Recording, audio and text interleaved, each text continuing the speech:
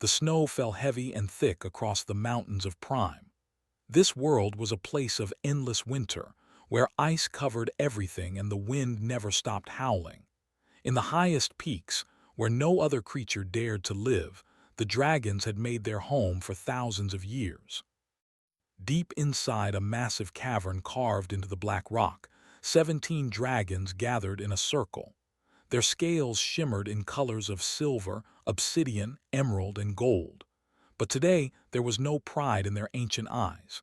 Today there was only grief. The eldest mother was the largest among them. Her silver scales had lost their shine, dulled by sorrow that seemed to drain the life from her very being. She lowered her great horned head to the cold stone floor and released a sound that echoed through the cavern and rolled down the mountainside. It was a keening cry, a sound of pure heartbreak that made the snow itself seem to weep. The other dragons joined her, their voices rising together in mourning. At the center of their circle lay 12 empty nesting stones. These flat, warm rocks had held precious eggs just 5 days ago. Now they held nothing but cold air and broken dreams. They had come like shadows in the night. These alien slavers were known across the galaxy for their cruelty and their greed. They captured living beings and sold them to the highest bidder, caring nothing for the suffering they caused. Eggs were worth millions on the black market. A hatched dragon could be trained, broken, turned into a weapon or a trophy for wealthy collectors. The raiders had waited and watched. They learned when the hunting parties left the mountain to chase the migrating herds that provided food for the pack. They studied the patrol patterns and found the gaps in the dragon's defenses. Then they struck with weapons that burned through scale and armor, with gas that made even the mightiest dragon fall into helpless sleep. Had been leading the hunt when she felt something wrong in her heart. A mother always knows when her children are in danger. She had turned back immediately, flying faster than she had ever flown before, her wings cutting through the frozen air like blades. But she was too late. When she reached the cavern, the nesting stones were empty. Scorch marks covered the walls where her sisters had tried to fight. 3 young dragons lay unconscious from the gas, their scales by plasma burns. And the eggs, the precious eggs that held the next generation of their kind, were gone. The eldest male stood beside now. His scales were black as the void between stars, and his eyes burned with amber fire. He had lived for 350 years, had seen wars and plagues and the rise and fall of empires, but he had never felt so helpless. "I have sent messages to every species we call friend," he said, his deep voice rumbling like distant thunder. "The Galactic Council received our plea. They expressed their sympathy." Sympathy. The word came from a younger female whose emerald scales bristled with barely controlled rage. "They send us words, pretty, empty words. Meanwhile, our children freeze in cargo holds treated like merchandise." "The Council claims they have no power in space," continued. "The slavers operate from a fortress station in a system filled with defensive weapons. No fleet will risk war to save our eggs." Raised her head slowly. In her 400 years of life, she had faced enemies that would make lesser creatures flee in terror. She had battled through asteroid storms and survived the collapse of stars. But this enemy, this cold and calculating evil, she could not fight with fire and claw. "How long?" she asked, her voice cracking like ice breaking in spring. "How long before the cold kills them?" Doctor, an old dragon who had studied the ways of healing for 2 centuries, stepped forward. His scales were pale blue, faded with age, and his eyes held the weight of knowledge both wonderful and terrible.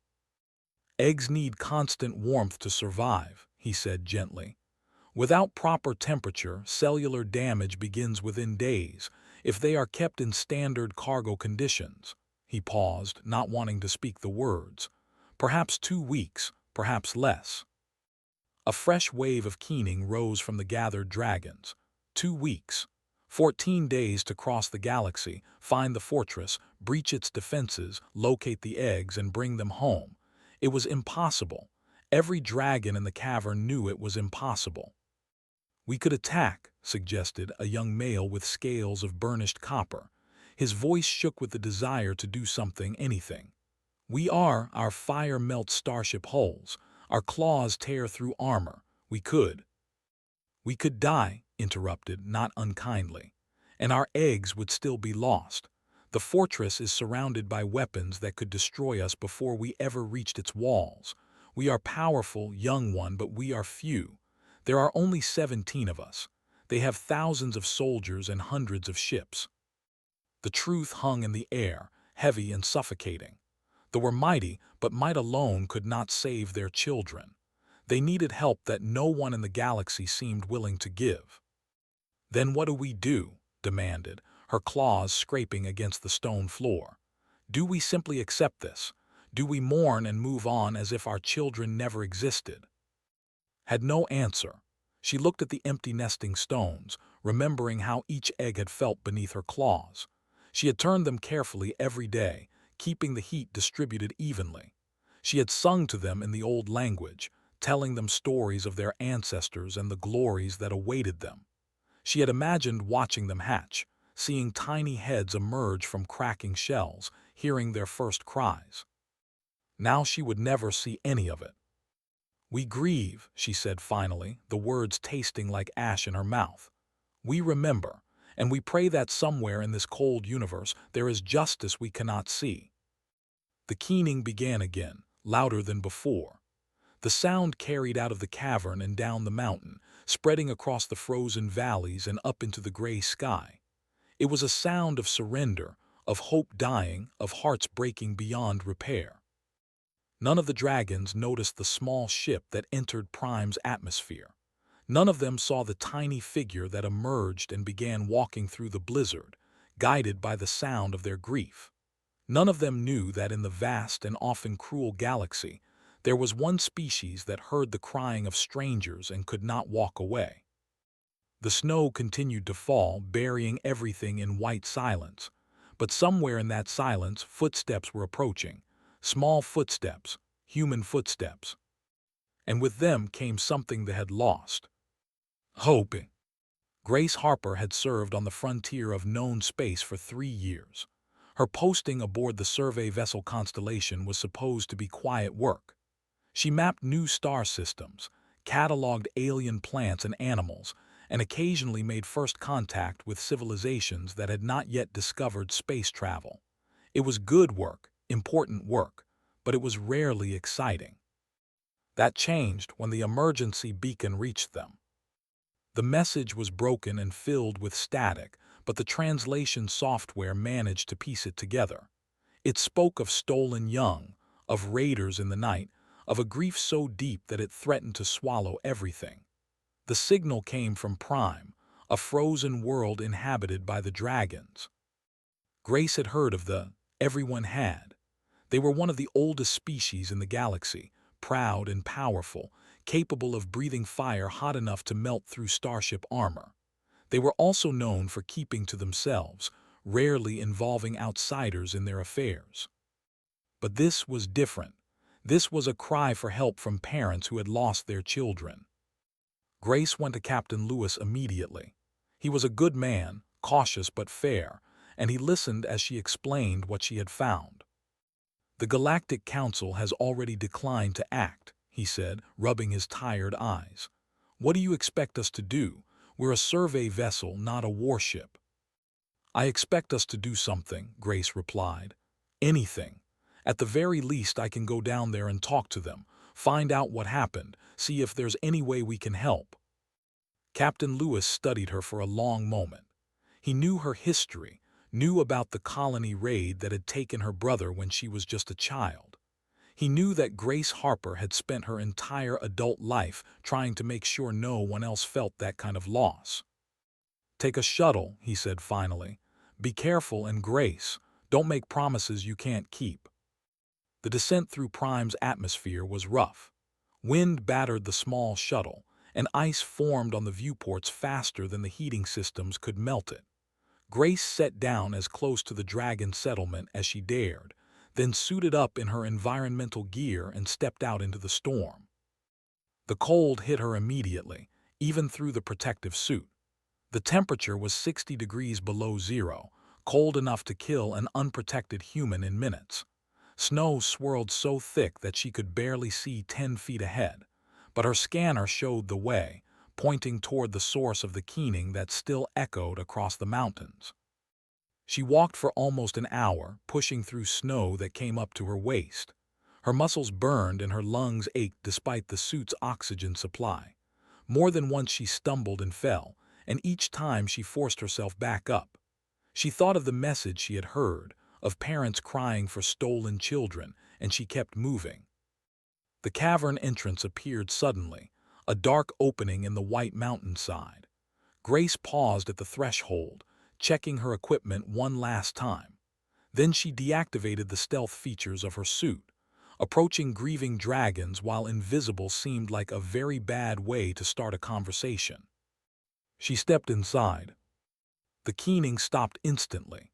17 massive heads turned toward her, and 17 pairs of glowing eyes fixed upon the small creature that had invaded their morning.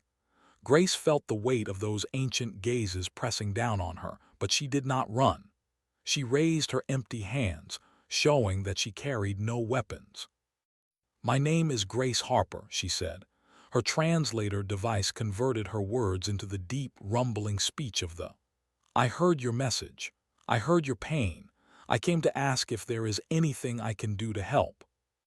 The largest dragon, her scales like tarnished silver, rose to her full height. She was easily 30 feet tall, and her wingspan could have covered a small building.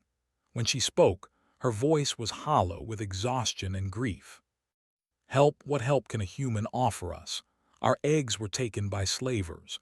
They are beyond the reach of any rescue. The Galactic Council itself has admitted this." "I know," Grace said calmly. "I also know that the Galactic Council is not known for its courage. They calculate costs and benefits. They weigh political consequences. They do not act unless action is safe and profitable. And humans are different." The question came from a younger dragon with emerald scales and eyes that burned with barely controlled fury. "Humans are very different." Grace pulled a data pad from her belt and began scrolling through files. 3 months ago, a human freighter captain named Daniel smuggled 40 refugees out of a processing center. He flew straight into guarded space with a ship held together by tape and prayers, and he brought those people home. She continued scrolling. 6 months before that, a woman named Maria Santos led a team of 12 volunteers to extract prisoners from a mining operation. They were and outnumbered 10 to 1. They lost 4 people, but they saved 63 slaves who had been given up for dead. Grace looked up from her data pad, meeting the silver dragon's ancient eyes without flinching. "Humans do not wait for permission when children are suffering. We do not calculate whether rescue is profitable. We simply go." The cavern was silent. The dragons exchanged glances, uncertain what to make of this tiny creature who spoke of fighting slavers as if it were simply what one did. "You would do this?" the silver dragon asked slowly. "You would risk your life for the eggs of strangers?" Grace thought of her brother, of the little boy who had screamed her name as raiders dragged him away. She had been 7 years old, too small and weak to save him. She had never seen him again. "When I was a child," she said quietly, "raiders attacked my home. They took my little brother. I could not save him. I was too small, too young, too helpless." She paused, steadying her voice. "I am not helpless anymore. And when I hear someone crying for their lost children, I answer. Not because I expect reward or recognition, but because it is right." The silver dragon lowered her great head until her eyes were level with Grace's. For a long moment, they simply looked at each other, the ancient creature of fire and scale, and the small human who had walked through a killing blizzard to offer help. "I am," the dragon said finally, "eldest mother of the pack, and I accept your offer, Grace Harper. What do you need from us?" Grace felt something shift in her chest, a sense of purpose clicking into place like a lock finding its key. "Tell me everything you know about the raiders who took your eggs. Every detail, no matter how small. Ship types, weapons, flight patterns, anything you remember. And then, I make some calls. Humans have been fighting slavers since before we learned to sail the stars. There are people who will help, people who have been waiting for exactly this kind of fight. For the first time since her eggs were taken, felt something other than despair. It was small and fragile, barely a spark in the darkness of her grief. But it was there, glowing like an ember refusing to die. Hope. The human had brought hope. The message went out across the frontier like ripples in water. Grace used every contact she had made in 3 years of service, calling in favors and making new ones.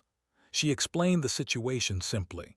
Dragon eggs stolen, parents grieving, fortress to breach, impossible odds. Standard rescue mission. The responses came faster than she expected. Daniel arrived first. His freighter, the Wandering Star, touched down in the snow outside the cavern on the 3rd day. The ship was old and battered, covered in patches and repairs that told stories of narrow escapes and hard journeys. Daniel himself matched his vessel, a weathered man in his 50s with gray stubble and calm eyes that had seen the worst the galaxy had to offer and chosen to fight it anyway. "Got your message," he said, clasping Grace's hand in a firm grip. "Brought some friends."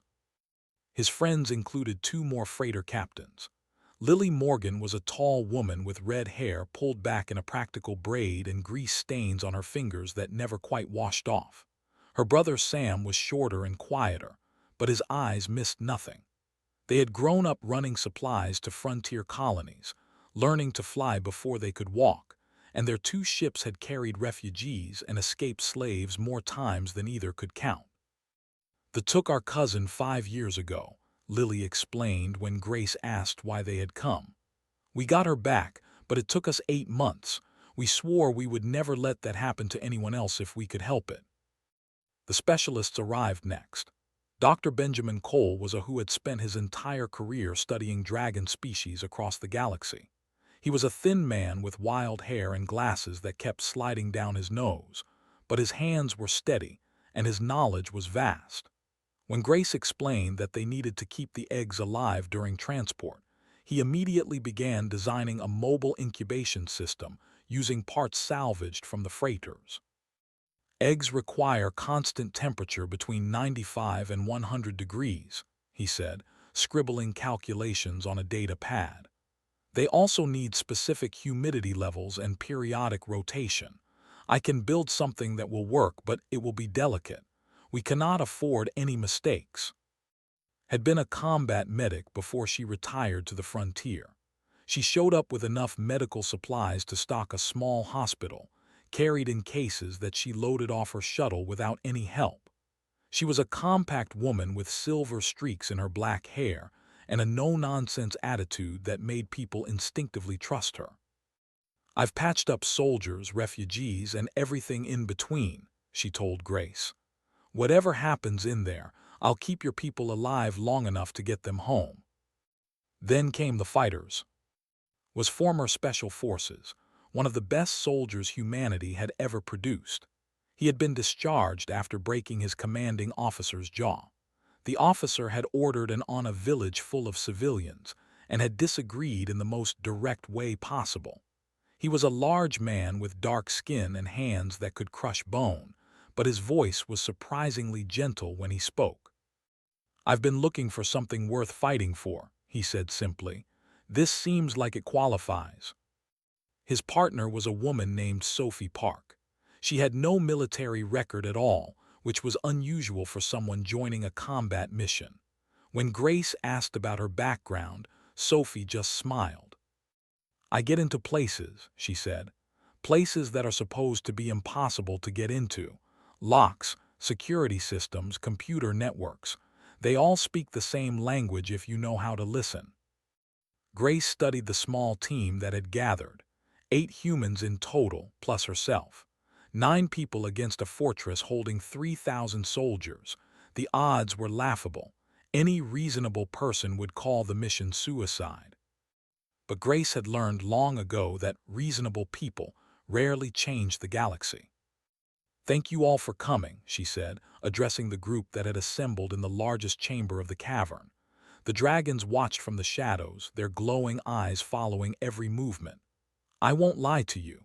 This mission is dangerous. Some of us might not come back, but if we succeed, we will save 12 children who have no one else to save them." "What's the plan?" Daniel asked, leaning against the wall with his arms crossed. Grace activated a holographic display, showing a three-dimensional image of the fortress station. It was an ugly structure, all sharp angles and black metal, bristling with weapons and surrounded by defensive platforms. "The fortress is located in the system, deep inside territory. Direct approach is impossible. Their defensive grid would destroy us before we got within weapons range." "So we don't approach directly," Sophie said, studying the hologram with interest. "We go in through the back door." Grace nodded. "Exactly. They regularly send patrol ships to investigate vessels that enter their space. We make ourselves look like lost travelers, engine trouble, navigation failure. They send a patrol to check us out. And we take the patrol ship," finished, a grim smile crossing his face. "Use their own codes to get past the defenses." "That's the idea.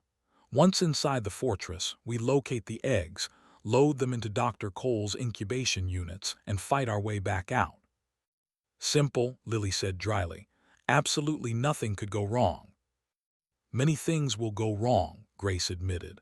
"That's why we plan for everything we can and adapt to everything we cannot. They are slavers. They run their operation on fear. They expect their victims to cower and obey. They do not expect prey that fights back." Stepped forward from the shadows, her massive form casting long shadows across the chamber. The humans looked up at her, this ancient creature of fire and legend who had humbled herself to accept help from beings a fraction of her size. "I cannot go with you," she said, her voice heavy with frustration. "My presence would alert every sensor in their system, but I can offer you something else."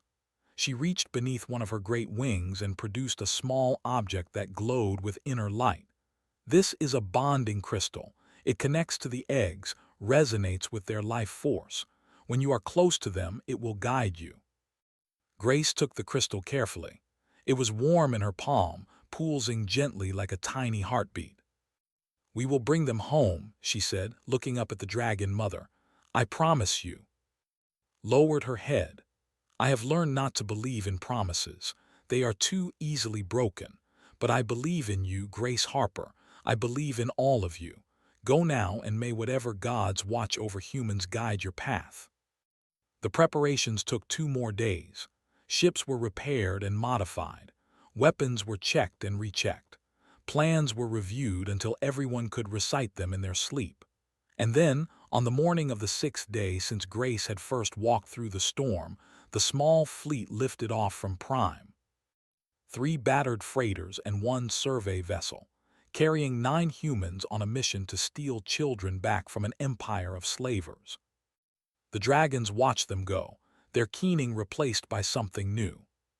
Prayer. The journey to space took 4 days. 4 days of tension and preparation, of reviewing plans and checking equipment, of quiet conversations about what waited for them at the end. Grace spent most of the time studying the fortress schematics, memorizing every corridor and access point until she could navigate the station blindfolded. On the 5th day, they entered the system. The fortress hung in the void like a malevolent spider, its dark metal structure surrounded by a web of defensive platforms and patrol ships. Even from a distance, Grace could feel the menace radiating from it. This was a place built on suffering, designed to break hope and crush resistance. "Beginning distress protocol," Captain Lewis announced from the Constellation's bridge. Grace had convinced him to bring the survey vessel as their decoy, arguing that its civilian appearance would draw less suspicion than a freighter. She was right, but that did not make him happy about it. The Constellation began broadcasting a looping distress call, full of static and confusion.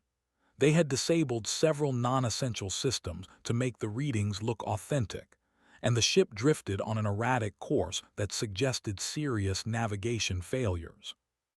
"Contact," Sam Morgan reported from his freighter, hidden in the shadow of a nearby asteroid. "Single patrol ship breaking off from the perimeter, headed our way." Grace felt her heart rate increase. This was the moment. Everything depended on the next few minutes.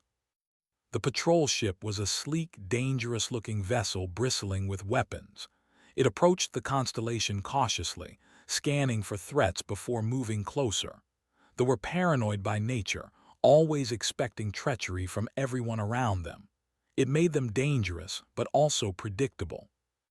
"They're hailing us," the communications officer said. "Ignore it, let them come closer."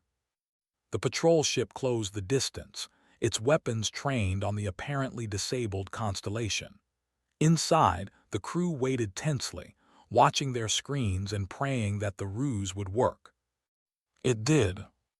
The commander ordered his ship alongside the constellation, preparing to board and investigate.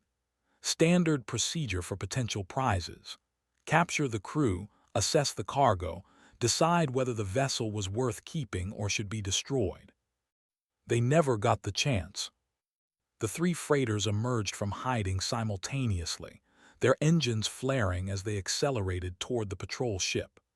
Daniel's wandering star came in from above, while Lily and Sam's vessels flanked from either side. Before they could react, before they could even raise shields, boarding tubes had connected to their hull. Led the assault team. He moved through the enemy ship like a force of nature, his rifle firing in precise bursts that dropped guards before they could aim their weapons. Sophie was right behind him, her fingers dancing across security panels to seal doors and trap defenders in compartments where they could not interfere. The rest of the team followed, spreading through the vessel with practiced efficiency. In 90 seconds, they had the bridge. In 3 minutes, the ship was theirs. "No casualties," reported, checking the wounded soldiers that had incapacitated rather than killed. "They'll wake up with headaches, but they'll live." Grace nodded. She had no love for slavers, but killing when it was not necessary went against everything she believed. These soldiers would be left on the disabled patrol ship when the mission was over. What happened to them after that was not her concern. "Begin Phase 2, she ordered over the tactical channel. "All units proceed to insertion point." The captured patrol ship transmitted clearance codes to the fortress. The defensive platforms recognized it as friendly and allowed it to pass. And hidden in the cargo bay, 12 humans waited with weapons ready and hearts pounding. The docking bay of the fortress was enormous, a cavernous space filled with ships and cargo containers and soldiers in dark armor. Grace peered through a small viewport in the cargo bay door, assessing the situation. At least 50 guards visible, probably more she could not see. Cameras everywhere. Security checkpoints at every exit. "Thermal readings show the eggs are 4 levels down," Sophie whispered, studying her scanner. "Storage Bay 17, heavy guard presence. They know those eggs are valuable." "Can you get us past the security checkpoints?" "Already working on it." Sophie's fingers flew across her data pad, connecting wirelessly to the fortress's computer network. "Their encryption is good, but not good enough. I can create a maintenance alert that will send most of the guards in this section running the wrong way." "Do it." The explosions began 30 seconds later, carefully placed charges that Daniel and the Morgan twins had hidden on the outer hull during their approach. Hull breaches in non-critical sections triggered emergency protocols throughout the fortress. Alarms blared. Lights flickered. Soldiers rushed past the cargo bay, heading toward the damage. In the chaos, Grace's team moved.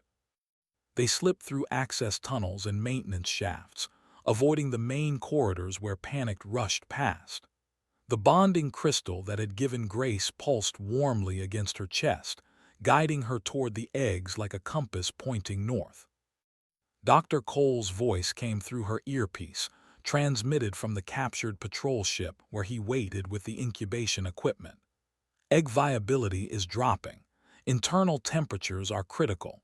You have maybe 2 hours before cellular damage becomes irreversible.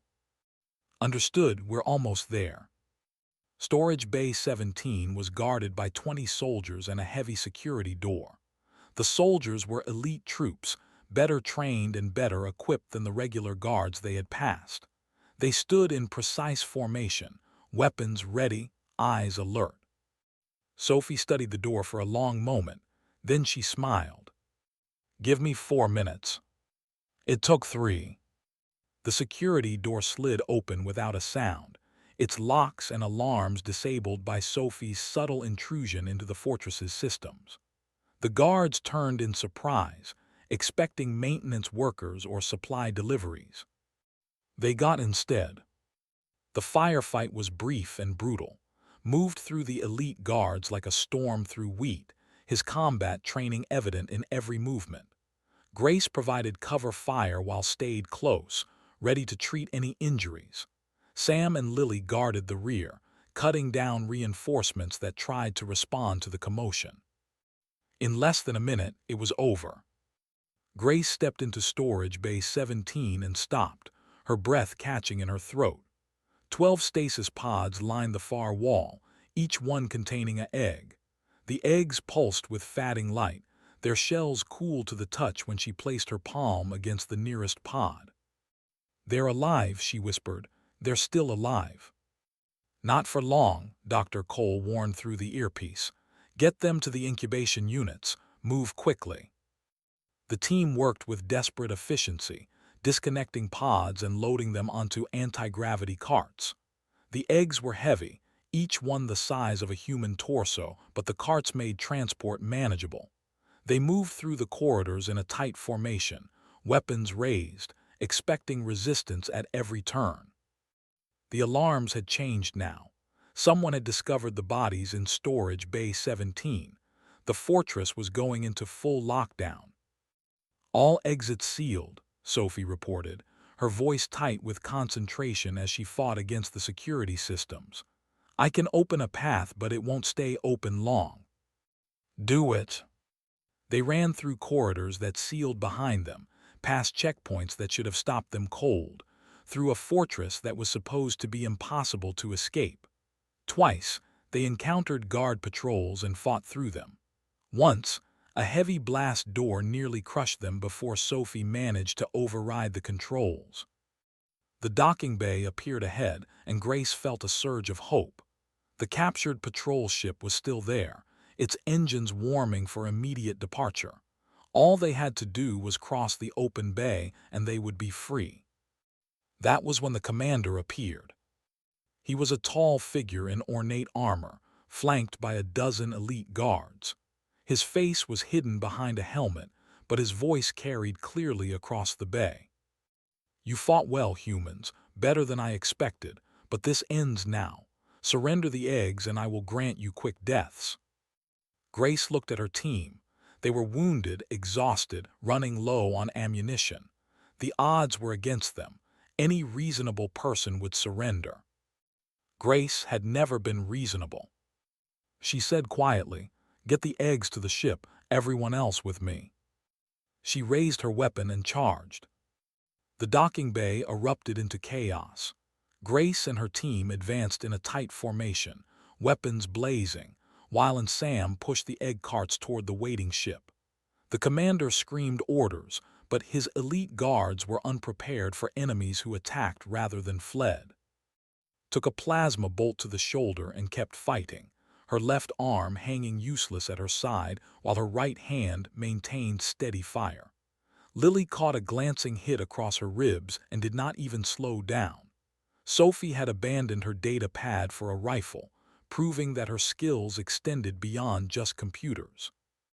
Grace moved through the firefight like a woman possessed.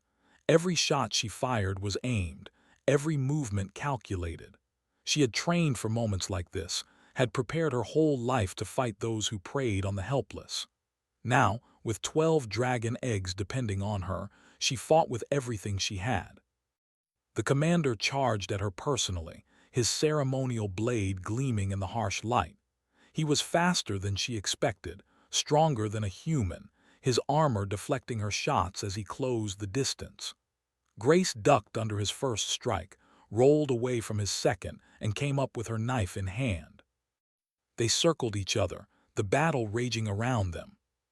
"You cannot win," the commander hissed. "Even if you escape, my fleet will hunt you across the galaxy. There is nowhere you can hide." "I don't need to hide," Grace replied. "I just need to get these children home." She attacked, knife flashing, and the commander met her blade with his own. They traded blows in a deadly dance, neither able to gain advantage. Grace was smaller and faster, but the commander was stronger and his armor gave him an edge. She could feel herself tiring, could feel her reaction slowing. Then she saw her opening. The commander overextended on a thrust, leaving his neck exposed for just a fraction of a second. Grace twisted aside, letting his blade pass by her ear, and drove her knife up through the gap in his helmet. The commander made a choking sound and collapsed. Grace did not stop to watch him fall. She turned and ran for the ship, where was loading the last of the egg carts. "Everyone aboard," she shouted. "We are leaving now." The team piled into the patrol ship, wounded and bleeding but alive. Daniel was at the controls, his hands moving across the console with practiced ease. The engines roared and the ship lurched forward, blasting through the docking bay doors and into open space. Behind them, the fortress launched pursuit ships. Ahead, the defensive platforms began rotating their weapons to target the fleeing vessel. "They're locking on," Daniel reported, his voice steady despite the sweat dripping down his face. "We're not going to make it." That was when the constellation appeared. Captain Lewis had ignored Grace's orders to stay at safe distance. His survey vessel dove between the patrol ship and the defensive platforms, its shields absorbing fire that would have destroyed the smaller craft. The constellation was not built for combat, but Lewis flew it like a warship, drawing enemy attention and creating a gap in their fire. "Go," Lewis shouted over the communication channel. "Get those eggs home. We'll keep them busy." The three freighters emerged from hiding, adding their firepower to the fight. Lily and Sam's ships flanked the pursuit vessels, forcing them to break formation. Daniel's wandering star flew rear guard, its patched hull taking hits that would have crippled a lesser craft. Grace watched from the patrol ship as her friends fought to buy them time. She saw the constellation take a direct hit that shattered its forward section. She saw one of the freighters spinning out of control, its engines dead. She saw people dying so that 12 eggs could survive. "Jump coordinates locked," Sophie announced, her fingers still dancing across controls despite the blood running down her arm. "We can make hyperspace in 30 seconds. 30 seconds, an eternity in combat." The patrol ship shuddered as weapons fire struck its shields. Grace held onto the bulkhead, watching the eggs in their incubation units, feeling the bonding crystal pulse against her chest. They were so close to success, to saving the children they had come so far to rescue. 10 seconds, Sophie called out. 5, 3, 2, 1. The stars stretched into lines as the ship jumped to hyperspace. The battle disappeared behind them, replaced by the swirling colors of faster-than-light travel. They had escaped. Grace sank to the floor, her legs finally giving out. Around her, the team was doing the same, collapsing from exhaustion and relief. Was already moving among them, treating wounds with hands that shook but did not stop. "Status report," Grace managed to say. "All 12 eggs secure," Dr. Cole reported from his station by the incubation units. "Temperature stabilizing. They're going to make it." Grace closed her eyes. They were going to make it. The journey home took 3 days. The freighters that survived the battle caught up with them one by one, battered but intact. Captain Lewis had somehow managed to keep the constellation flying despite massive damage. They had lost 2 people in the escape from the fortress. A freighter crewman who had taken a plasma bolt saving. Belle, a young woman who had held alone so the others could evacuate. Grace memorized their names. She would not forget them. Prime appeared on the fourth day, its white surface gleaming in the light of its distant sun. Grace stood at the front of the patrol ship, watching the planet grow larger, feeling something unknot in her chest that had been tight since the moment she first heard the dragons keening. They landed in the snow outside the cavern. The dragons were waiting. Saw the eggs first. They were carried in heated units, their shells pulsing with renewed life, and the eldest mother released a sound that Grace had never heard before. It was not keening. It was not grief. It was joy, pure and overwhelming, a mother seeing her children returned from the dead. One by one, the eggs were placed on the nesting stones. One by one, the dragons curled around them, their body heat joining with the incubation units until Dr. Cole was satisfied that natural warmth could sustain them. The cavern filled with rumbling sounds of contentment, of peace, of hope restored. Grace stood apart, watching the reunion. She was exhausted beyond words, wounded in a dozen places, grieving for the team members who would never see home again. But beneath all of that, she felt something she had almost forgotten existed. Peace approached her slowly, lowering her great head until her glowing eyes were level with Grace's. "You brought them back," the dragon mother said, her voice thick with emotion. "Against all odds, against all reason, you brought our children home. How do we repay such a debt?" Grace shook her head. "There is no debt. This is what humans do. When we hear someone crying for their children, we answer. When we see suffering we stop it. Not because we expect payment, but because it is right." Was silent for a long moment. Then slowly, she bowed her head, an ancient gesture of respect from a species that bowed to no one. "Then we will remember," she said. "When the galaxy cries out for help, when innocents need champions, we'll answer. We will stand with the humans who walk through snow and fire to save our children. From this day forward, your enemies are our enemies. Your friends are our friends. We are bound by fire and blood and the tears of mothers who have been given hope." Grace felt tears freezing on her cheeks in the cold air. She reached out and placed her palm against its great scaled face, feeling the warmth beneath. "That's all we ever wanted," she said softly, "someone to stand with us." Above them, the snow continued to fall, but it no longer seemed cold. In the cavern, nestled against the warmth of their mothers and fathers, 12 eggs pulsed with growing life. In the years to come, they would hatch, and the young dragons would grow up hearing the story of the humans who had saved them. And when those young dragons were old enough to fly among the stars, they would seek out the descendants of Grace Harper and her team.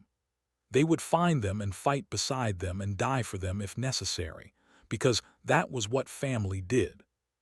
The galaxy was vast and often cruel, but on this day in this frozen place, kindness had won, courage had won, love had won.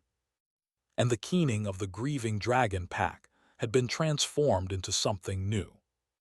A song of gratitude that would echo through the stars for generations to come.